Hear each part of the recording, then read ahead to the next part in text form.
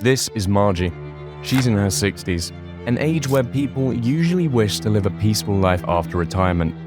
23 years ago, she decided to take out a loan of $80,000 to fund her education.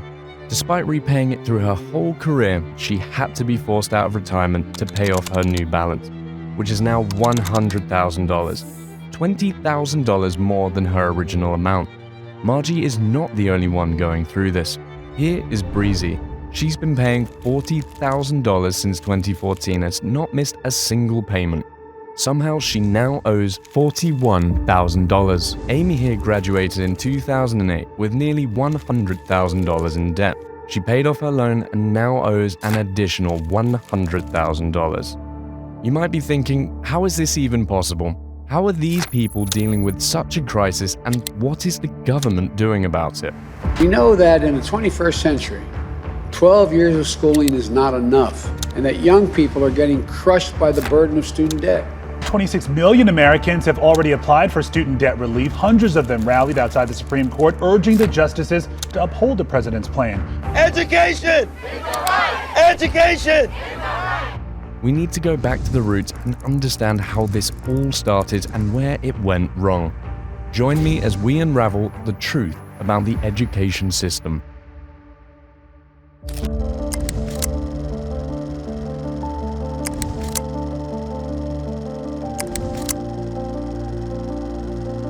Back in the 19th century, higher education in America was mostly either free of cost, affordable, or funded by scholarships and donations.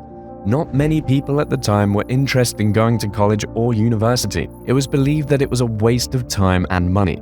However, when people saw that those who went to college were doing better than those who didn't, the mindset gradually changed. Fees were low at that time, so upper-class students were able to pay it out of their pocket. The poor students who couldn't afford the fees usually got funding from either the government or friends and family. The reason why funding was provided to students at that time was because they wanted young people to learn and develop skills at an early age. However, this seems to have changed pretty soon. Now, those who've attended college will agree that college life is a very unique life experience. As more and more people were attending college and sharing their experiences with others, the motivation behind going to college shifted from learning to going for experiencing college life, and also became a status symbol. Young people attending college were no longer seen as doing so for the development of society. Now, given this situation, any person at this point would say that it was wrong to use public funds for personal experience. John Rockefeller Jr. did the same. He was the only son of a very famous historical figure. But before getting to know what he did, let's understand why people cared about what he said. Rockefeller's father, the founder of Standard Oil, was an American businessman and philanthropist. He has been widely considered to be the wealthiest American of all time. He and his family had donated hundreds of millions to education, welfare, and colleges. The Rockefellers often spoke on educational matters, so after the father, the junior Rockefeller became the effective family spokesman. In 1927, John Rockefeller Jr. had a plan and changed the education system forever. The rich man suggested an increase in the tuition fees along with a loan system for students who cannot afford those fees. Some supported his point of view while others were against it. People also suggested alternatives to the loan system, such as scholarships and public schooling. Around the 1930s, tuition prices at private schools began to rapidly increase. Between 1920 and 1940, the average tuition nearly doubled from $70 to $133. After World War II, the relationship between universities and the US government got stronger. Public schools got the majority of government funding, which helped them to keep tuition prices low. But private schools continued to raise tuition prices to meet inflation and also provided a luxury product that made them different from public schools. They became even more prestigious to the public, and everyone wanted to get into them. The public schools were considered as a backup option, where one would only go if they were unable to attend private schools. In 1965 came the Higher Education Act, which led to guaranteed private education loans. This resulted in the rise of student loan-related companies and promoted belief that a college education should be paid for with borrowed money. With every year passing by, going to college was becoming more and more expensive. One of the reasons behind the rise in tuition fees was the government making cuts in funds and grants to the colleges that it was previously providing. As the tuition fees increased, so did the amount of loan that a student took. In June 2010, the amount of student loan debt held by Americans exceeded the amount of credit card debt. At that time, student loan debt totaled at least $830 billion, out of which approximately 80% was federal and 20% was private. And as of today, student debt has crossed $1.7 trillion. According to Forbes, in 2023, more than half of students, which is around 46 million, leave school with debt. On average, a debtor has a loan of around $29,000. Studies show that 1 in every 8 Americans today is in education debt. So why is the education loan system in such a crisis? A student believes that after a degree, they'll get a good job in which they'll be able to then pay off the loans. And in many cases this is true, but in recent times a degree does not necessarily guarantee a high-paying job anymore. Graduates are now more inclined to settle for lower-paying jobs and are sometimes even left unemployed. The cuts in government funding to universities had a major impact.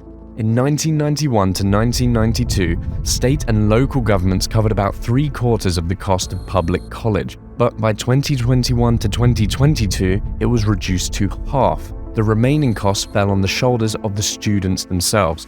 Many students say that they had no idea of what they were getting into whilst signing the loan documents. Some didn't even read all the terms and conditions. All they knew was that in order to get a good life, you need to go to college, and to go to college, you need to take out loans. And it was a very usual thing to do because everyone around them is doing the same. As a result, they end up being stuck with it for decades, sometimes even their entire life. Like the 60-year-old Margie who was mentioned in the beginning. Their financial goals collapse, family goals are compromised, and it can also have an effect on their mental health. Regarding Margie, a shocking thing that was earlier stated was that despite paying loans for 23 years, she was still left with $20,000 more than the amount she borrowed. How is this possible?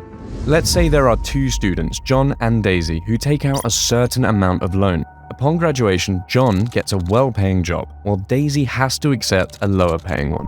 There are 2 types of repayment plans, a 10-year repayment plan and the income-driven repayment plan. A 10-year repayment plan is better suited when your job pays relatively well and you can pay larger amounts, whereas an income-driven plan is used in the case of a relatively low-paying job. Another important thing to note is that when someone makes monthly payments, the amount first goes towards the interest balance and what remains goes to the original amount of the loan. Now, John, with his well-paying job, decides to opt in for a 10-year repayment plan, where his monthly payments are sufficient enough to balance out the interest and also contribute towards the original amount at the same time. This way, when his original amount goes down, so does his interest, and eventually both of them hit zero. On the other hand, Daisy, with her lower-paying job, goes for a better-suited income-driven repayment plan. As Daisy's monthly payments amounts are lower than John's, it's not even enough to balance out the interest, let alone the original amount. In the next month, her leftover interest gets added to her original amount. This way, her original amount is only gonna increase, and so will her interest. As a result, she'll get stuck in a never-ending circle, and no matter how much she keeps on paying, she'll probably never be able to get rid of her debt. Unfortunately, a survey found that nearly 40% of debtors fall in the same direction as Daisy.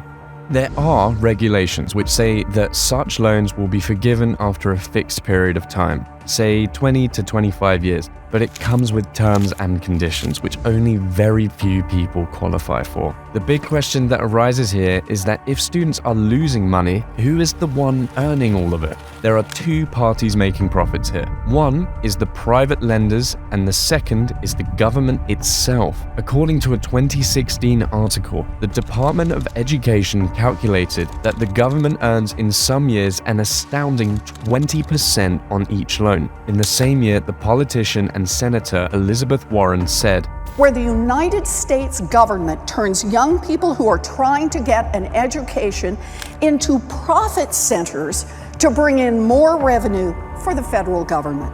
This is obscene. The federal government should be helping students get an education, not making a profit off their backs. This situation had a hard effect during the COVID pandemic when relief was announced for debtors. It caused the federal government to lose money on federal student loans. By putting a pause on nearly $5 billion a month in interest, the federal student loan program swung from a profit to a loss. The Department of Education's estimates of the program's cost have increased over the last 25 years. From generating $114 billion in income for the government, it has now shifted an estimated $197 billion as of 2021. But the people who definitely make enormous amounts of profits are the private lenders. Sallie Mae, for example, is a public corporation. The company's primary business is creating, servicing, and collecting private education loans. It is a financial giant of the student loan industry and earns billions in profits. There are programs that provide relief to the debtors in special cases. Most of these programs and reliefs have specific terms and conditions which benefit only a few. Over the years, many people have raised concerns over this issue, but a recent action taken was in 2022 by President Biden. He announced that he would forgive an amount of $10,000 for an estimated 43 million borrowers. A total of $400 million was estimated to be wiped out, and nearly 45% of borrowers were going to be fully debt-free. If you make under $125,000, you get $10,000 knocked off your student debt. If you make under $125,000 a year and you received a Pell Grant, you'll get an additional $10,000 knocked off that total, for a total of $20,000 relief. 95% of the borrowers can benefit from these actions. That's 43 million people.